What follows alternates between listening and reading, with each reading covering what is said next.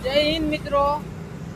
તો અમે અહીંયા મોરબી રોડ ઉપર નીકળ્યા હતા તો અહીંયા ગીતા પ્રેસ ગોરખપુરની આ વાન હે। તમે જોવો છો આ વાન હે ને અહીંયાથી અમે આવ્યા તો બીજો અહીંયા જોતા જાય અહીંયા આવી રીતે આ બધી વસ્તુ અહીંયા મળે છે। જોયો આમ આ મોરબી રોડ છે મિત્રો। આમ મોરબી જગત નાકાથી અહીંયા રસ્તામાં આવે। તમે જો આ શિવલિંગ ને એવું છે અહીંયા।